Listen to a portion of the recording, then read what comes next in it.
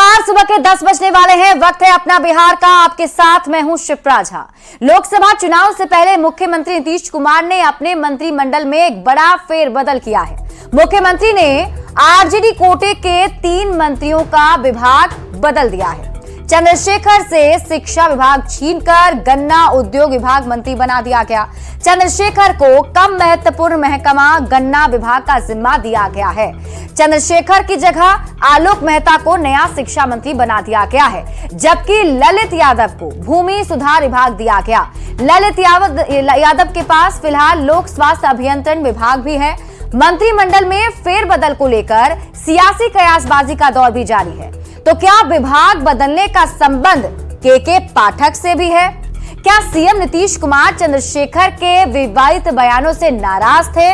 विभागों में फेरबदल में आरजेडी की राय ली गई, लेकिन मंत्रिमंडल में फेरबदल को लेकर नीतीश कुमार ने जो फैसला लिया उससे साफ हो गया है कि गठबंधन सरकार के सुपर बॉस नीतीश कुमार हैं।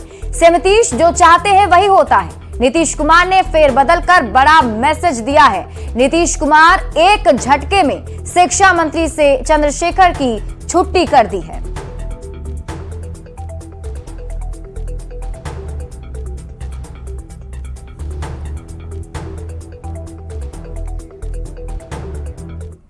और अब आप आलोक मेहता को जानिए, जिन्हें नया शिक्षा मंत्री बनाया गया है। लालू परिवार के करीबी हैं आलोक मेहता।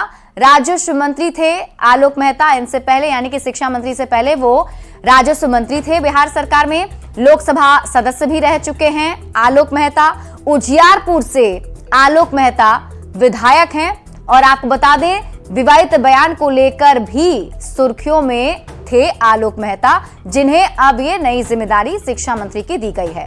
ललित यादव को जानने के लिए आपको बता दें, 1995 में ललित यादव पहली बार विधायक बने थे और 2010 से ललित यादव आरजेडी से जुड़े हुए हैं। 2022 में नीतीश मंत्रिमंडल में मंत्री बने और लगातार छठी बार विधायक बने हैं ललित यादव। और अब मुख्यमंत्री नीतीश कुमार ने उन्हें शिक्षा मंत्री बनाया है। अब आप ये जानिए कि चंद्रशेखर को क्यों हटाया गया। तो शिक्षा मंत्री, जो पूर्व शिक्षा मंत्री चंद्रशेखर थे, उन्होंने के पाठक को लेकर बयान दिया था। के पाठक जब छुट्टी पर गए थे तो चंद्रशेखर ने कहा था कि शिक्षा विभाग से विदा हो गए हैं के पाठक। के पाठक काम नहीं करना चाहते थे। के पाठक के आते ही चंद्रशेखर से उनका विभाग छीन लिया गया। सियासी गलियारे में चर्चा तेज है। चंद्रशेखर और के पाठक में नहीं बन रही थी, ये खबरें भी लगातार सामने आ रही थी। और के पाठक ने सीएम नीतीश कुमार से मुलाकात भी की। उसके बाद के पाठक अपने काम पर वापस लौटे और इसके बाद शिक्षा मंत्री को ही बदल दिया गया। विवादित बयानों से लगातार चर्चा में थे चंद्रशेखर ने रामायण पर टिप्पणी की थी, आपको याद होगा। चंद्रशेखर ने मंदिर पर भी विवादित बयान उन्होंने दिया था। मंत्री अशोक चौधरी के खिलाफ भी चंद्रशेखर ने बयान दिया था, जिसके बाद उनसे शिक्षा विभाग छीन लिया गया है और आलोक मेहता को नया शिक्षा मंत्री बिहार का बना दिया गया है। बढ़ते हैं आगे। अपर मुख्य सचिव के पाठक से तकरार, रामचरितमानस और भगवान राम के बारे में की गई विवादित टिप्पणी और 2 महीने से विभाग नहीं आने वाले चंद्रशेखर का विभाग बदल दिया गया। चंद्रशेखर गन्ना उद्योग विभाग के मंत्री बना दिए गए हैं। आलोक मेहता बिहार के नए शिक्षा मंत्री होंगे, तो ललित यादव को राजस्व भूमि सुधार विभाग की जिम्मेदारी सौंपी गई है। ये सभी तीनों मंत्री राजद कोटे से हैं और इन मंत्रियों का विभाग बदले जाने के बाद बिहार की सियासत भी गर्मा गई है। इस पर और अधिक जानकारी दे रहे हैं संवाददाता संजय कुमार। शनिवार की शाम नीतीश कैबिनेट में अचानक से एक बड़ा परिवर्तन किया गया। राजद कोटे से जो 3 मंत्री हैं उनके विभाग बदल दिए गए। प्रोफेसर चंद्रशेखर, जो अब तक बिहार के शिक्षा मंत्री थे, उनका विभाग बदल दिया गया और उनको गन्ना उद्योग मंत्री बनाया गया है। जबकि आलोक मेहता, जो पहले राजस्व एवं भूमि सुधार मंत्री थे, उन्हें शिक्षा मंत्री बनाया गया है।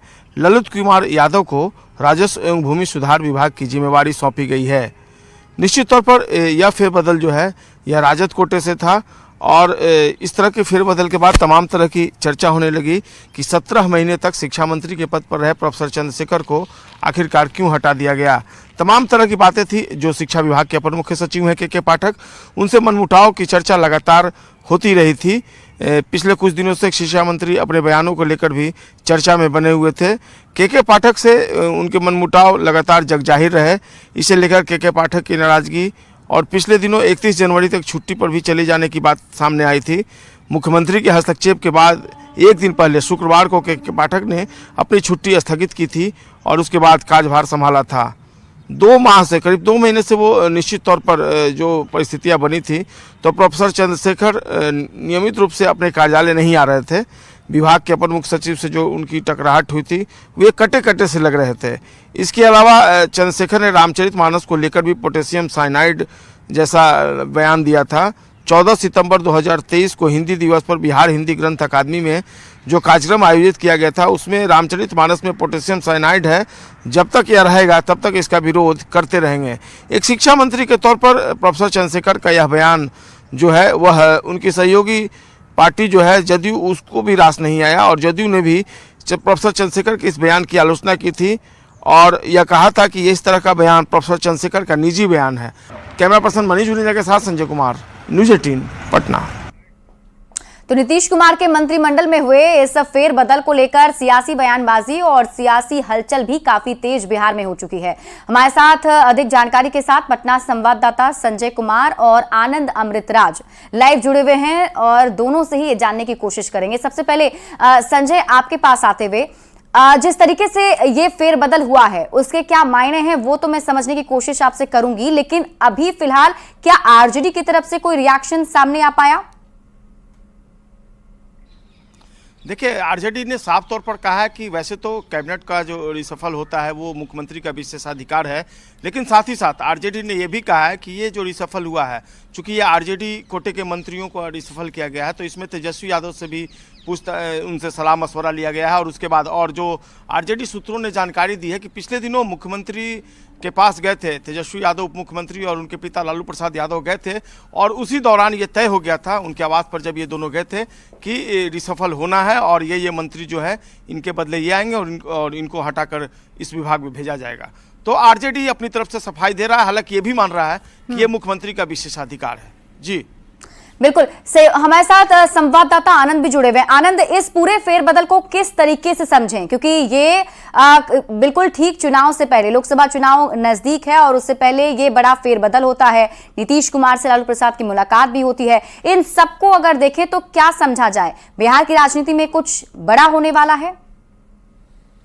देखिए, कुछ बड़ा होने वाला है या नहीं होने वाला है, फिलहाल इस बारे में तस्वीर साफ नहीं हो पाएगी, लेकिन इतना तो तय है कि अभी 2 दिन पहले ही जब नीतीश कुमार से मिलने लालू प्रसाद यादव और तेजस्वी यादव उनके आवास पहुंचे थे और लगभग 45 मिनट तक बंद कमरों में बातचीत हुई थी, तो शायद इसी मुद्दे पर चर्चा हुई होगी। क्योंकि अगर सीट शेयरिंग को लेकर अगर कोई चर्चा होती तो माना जाता है कि विजय चौधरी जो सीट शेयरिंग को लेकर बातचीत करने वाले थे तो उनकी भी मौजूदगी हो सकती थी, जो नहीं थे।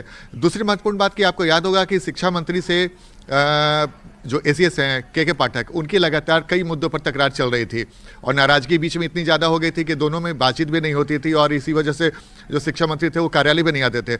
ऐसे में नीतीश कुमार ने के पाठक को फिर से वापस लाकर और शिक्षा मंत्री को हटाकर ये साफ साफ मैसेज दे दिया कि वो सुशासन को लेकर कोई समझौता करने के मूड में नहीं है। और खासकर तब आपको याद होगा जब गांधी मैदान में जब पहली बार नियुक्ति पत्र सौंपा जा रहा था तो उन्होंने भरे मंच पे के पाठक की पीठ थपथपाई थी। तो उसी समय तय हो गया था कि नीतीश कुमार ने साफ कर दिया था कि के पाठक को लेकर वो कोई कॉम्प्रोमाइज़ नहीं करेंगे। और चंद्रशेखर जो लगातार शिक्षा विभाग में मंत्री रहते हुए भी उनकी पटरी नहीं बैठ रही थी शिक्षा विभाग के अपर मुख्य सचिव के पाठक से, तो उनके विदाई इसी मायने में देखा जा रहा है। और नीतीश कुमार ने साफ मैसेज दे दिया कि वो काम को लेकर कोई कॉम्प्रोमाइज़ करने के मूड में नहीं है। दूसरी महत्वपूर्ण बात कि चंद्रशेखर ने रामचरितमानस को लेकर भी कुछ ऐसे बयान दिए थे। अब टाइमिंग देखिए, राजनीति में टाइमिंग का बेहद महत्वपूर्ण महत्व होता है। कल राम मंदिर का विधिवत उद्घाटन होने वाला, ठीक एक दिन पहले विवादित बयान देने वाले मंत्री का विभाग बदल दिया जाता है, तो एक संदेश भी देने की कोशिश की गई है। दोनों महत्वपूर्ण बात कि काम को लेकर कोई कॉम्प्रोमाइज करने के मूड में नीतीश कुमार नहीं है। दूसरी महत्वपूर्ण बात कि बिल्कुल आनंद, ये गौर करने वाली बात है। और इसके साथ ही संजय, मैं आपसे ये भी जानना चाहूंगी कि जिस तरीके से ये फेरबदल अचानक किया गया है, तो क्या ये समझा जाए कि नीतीश कुमार ने ये मैसेज भी दे दी है कि जो महागठबंधन के सुपर बॉस हैं, जो बिहार में सरकार चल रही है उसके सुपर बॉस नीतीश कुमार ही हैं, उनके हिसाब से ही फैसले होंगे? देखिए, निश्चित तौर पर, और मैं आपको बता दूं कि नीतीश कुमार प्रेशर पॉलिटिक्स जरूर करते हैं, लेकिन वो दबाव में कभी नहीं आते हैं, हमेशा फ्रंट फुट पे खेलते हैं।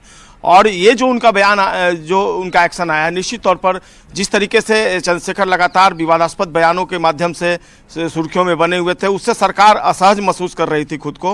हालांकि राजद ने अपनी तरफ से कोशिश की थी, लगातार जो विवादास्पद बयान आए, चाहे राम को लेकर आए, चाहे रामचरितमानस को लेकर आए। पिछले कुछ दिनों पहले प्रोफेसर चंद्रशेखर ने एक प्रेस कॉन्फ्रेंस किया था। आरजेडी की कोशिश थी कि डैमेज कंट्रोल किया जाए, लेकिन मुख्यमंत्री नीतीश कुमार हो या जदयू, उनको मुख्यमंत्री ये जो प्रोफेसर चंद्रशेखर का बयान था वो रास नहीं आ रहा था, और अंदर ही अंदर सरकार ने, खासकर मुख्यमंत्री ने, ये मन बना लिया था कि उनको शिक्षा मंत्री के पद से हटाया जाएगा, क्योंकि इस तरह के बयान से सरकार खुद को असहज महसूस कर रही थी। और यही कारण है कि मुख्यमंत्री ने ये एक्शन लिया और साबित किया कि मुख्यमंत्री के तौर पर भले ही उनके पास अधिकार हो, लेकिन वो महागठबंधन के सर्वे सर्वा हैं और वो इस तरह का फैसला ले सकते हैं। और तमाम जो दूसरी पार्टियां भी हैं, चाहे वो कांग्रेस हो, आरजेडी हो, वो भी मान रही है कि मुख्यमंत्री नीतीश कुमार के पास ये एक अधिकार है कि वो रिसफल कर सकते हैं। और जिस तरीके से बयान आ रहे थे, तो ऐसे में प्रोफेसर चंद्रशेखर का हटना तय था। और जैसा कि आनंद ने बताया, टाइमिंग देखिए, कल रामलला मंदिर में प्राण प्रतिष्ठा समारोह है, उसके ठीक दो दिन पहले मुख्यमंत्री ने ये स्टेप लिया है। चित्रा,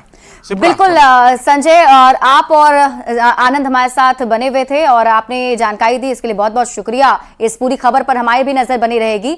बढ़ते हैं आगे और देखिए, बीजेपी सांसद सुशील मोदी ने कल नीतीश कुमार को नसीहत दी थी कि मुख्यमंत्री नीतीश कुमार को 2005 वाले फॉर्म में लौट जाना चाहिए और एक अच्छे प्रशासक के तौर पर नजर आना चाहिए, जिस पर मंत्री संजय झा ने कहा है कि नीतीश कुमार 2005 में मुख्यमंत्री बनने के बाद से ही फ्रंट फुट पर ही खेलते रहे। मंत्रिमंडल में फेरबदल के बाद भी एक बार फिर यह साबित हो गया है। फॉर्म उनका शुरू से रहा है, आज भी वही फॉर्म है, उनके फॉर्म में कभी कोई कमी नहीं रहेगी। 2005 के बाद क्यों करने लगा अचानक से? नहीं, 2005 में तो नीतीश जी मुख्यमंत्री बने और उस समय से काम करना शुरू किए और उसका एक इम्पैक्ट बिहार में दिखाई पड़ने लगा और तभी लोग लगातार उनके नाम पर, उनके चेहरे पर वोट देते रहे। ये तो पब्लिक डोमेन में है, लेकिन इतना मैं जरूर कहता हूं, जो उनका फॉर्म है वो फ्रंट फुट से बैटिंग करते रहे हैं 2005 से और आगे भी करते रहेंगे।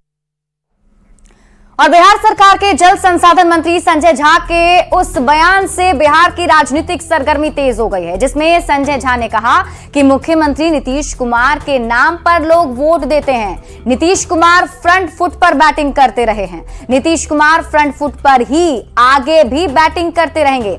दरअसल फ्रंट फुट क्रिकेट का एक टर्म है और फ्रंट फुट पर खेलना क्रिकेट खिलाड़ियों को बेहद रास आता है, क्योंकि वो इस पोजीशन में खुद को कंफर्ट फील करते हैं। भारतीय क्रिकेट टीम के कई दिग्गज खिलाड़ी फ्रंट फुट पर छक्का मारने में माहिर हैं। इसमें भारतीय क्रिकेट टीम के कप्तान रोहित शर्मा का भी नाम है और हम आपको समझाने की कोशिश करते हैं कि फ्रंट फुट क्रिकेट खिलाड़ी के लिए कौन सा पोजीशन होता है।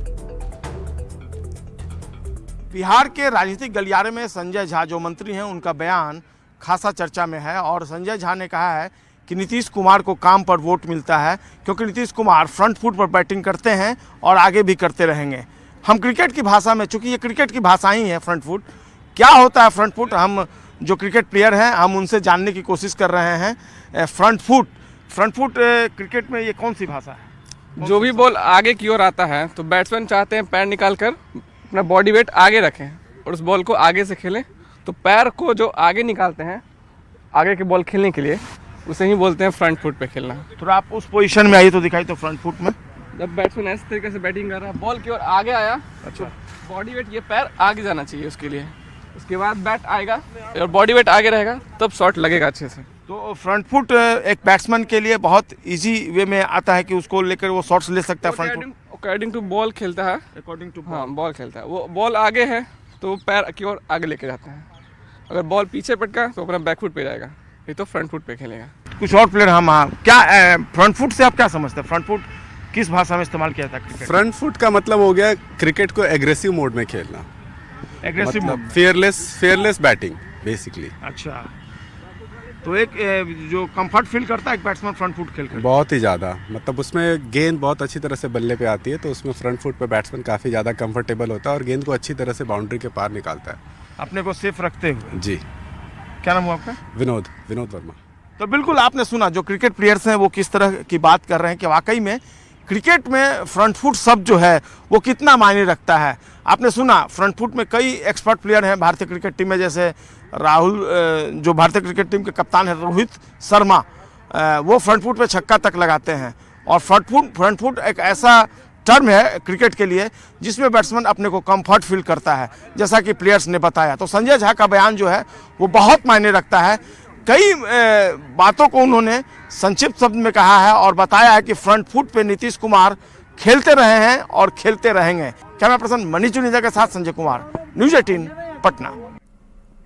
और बिहार के जल संसाधन मंत्री संजय झा के बयान पर सियासत गर्मा गई है। संजय झा ने कहा कि लोग मुख्यमंत्री नीतीश कुमार के नाम पर वोट देते हैं। नीतीश कुमार फ्रंट फुट पर बैटिंग करते हैं और आगे भी करते रहेंगे।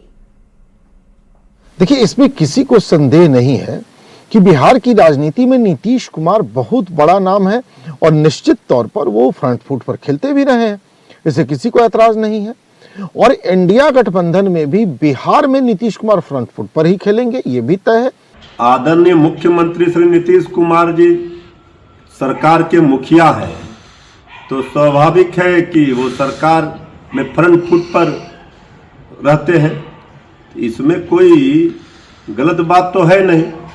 जो सरकार के मुखिया होते हैं वही फ्रंट फुट पर होते हैं, उन्हीं के नाम की सरकार होती है। गठबंधन में रहे हो या एनडीए के साथ रहे हो, हमेशा अलायंस ने नीतीश कुमार जी की लीडरशिप पे चुनाव लड़ा और बिहार की जनता ने आदरणीय नेता नीतीश कुमार जी के लीडरशिप को, उनके नेतृत्व को फुल मैंडेट देकर के अपना आशीर्वाद दिया है। 2005 के बाद से हमारे नेता नीतीश कुमार जी ने सत्ता संभाला और बिहार में जो बदलाव हुए विकास के मद्देनजर, चाहे वो विकास मानव विकास हो या आधारभूत संरचना का विकास हो, बिहार का प्रत्येक व्यक्ति उस विकास को महसूस करता है, उस बदलाव को महसूस करता है। माननीय मुख्यमंत्री श्री नीतीश कुमार जी फ्रंट फुट पर नहीं खेलते हैं। माननीय नीतीश कुमार जी लोगों के अवसर के फायदा उठाते हैं, वो सियासी रूप से ब्लैकमेल करते हैं और वो अमरलत्ती के जैसा राजनीति करते हैं। जैसे अमरलत्ती दूसरे वृक्षों का शोषण करके वो जिंदा रहता है, उसी तरह से बड़े राजनीतिक दलों को सियासी रूप से ब्लैकमेल करके माननीय मुख्यमंत्री जी कुर्सी पर बैठे रहते हैं। और मंत्रिमंडल में फेरबदल को लेकर सियासत भी काफी तेज हो गई है। महागठबंधन नेताओं का कहना है कि ये सीएम नीतीश कुमार का विशेष अधिकार है, सभी फैसले राज्य के हित में लिए गए हैं। तो बीजेपी पूछ रही है कि सिर्फ आरजेडी कोटे के मंत्रियों के विभाग क्यों बदले गए। बीजेपी इसे के पाठक कनेक्शन से भी जोड़कर देख रही है।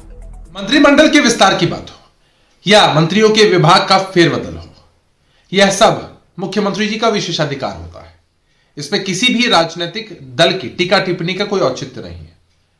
और नीतीश कुमार जी ने जब भी जो भी फैसला लिया है बिहार के हित के लिए लिया है। अब बहुत सारे लोग इसके राजनीतिक मायने निकालने में लगे हुए हैं, लेकिन इसके कोई राजनीतिक निहितार्थ नहीं है। नीतीश कुमार जी जब भी जो भी करते हैं सबके हितों को ध्यान में रखते हुए करते हैं। मुख्यमंत्री जी ने जो कैबिनेट फेरबदल का फैसला लिया है, जो विभागों के फेरबदल का फैसला लिया है, ये उनका विशेषाधिकार है। माननीय मुख्यमंत्री नीतीश कुमार जी और माननीय उप मुख्यमंत्री तेजस्वी प्रसाद यादव जी मिलकर सारे फैसले ले रहे हैं और स्पष्ट रूप से सरकार के स्तर से जो भी फैसले होते हैं वो बिहार के बेहतरी के लिए, बिहार की जनता के हितों के लिए और बिहार के लोगों के हितों के लिए हो रहे हैं। मंत्रिमंडल में फेरबदल मुख्यमंत्री का परमाधिकार है और इसीलिए ये फेरबदल उन्होंने किया है। महागठबंधन में लेकिन जो कुछ भी होता है वो आपसी बातचीत विमर्श के बाद ही होता है।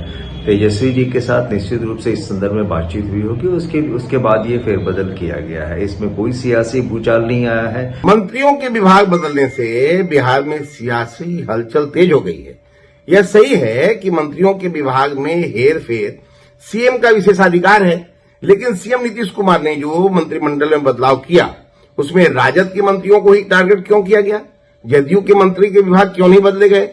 जिस शिक्षा मंत्री चंद्रशेखर के विवादित बयान को लेकर सरकार की जमकर किरकिरी हुई, अब उसके विभाग को बदलना कहीं के पाठक की रिज्वाइनिंग की शर्तें तो नहीं। और फिलहाल इस बुलेटिन में अभी के लिए बस इतना ही। आप देखते रहिए न्यूज़ 18 बिहार झारखंड।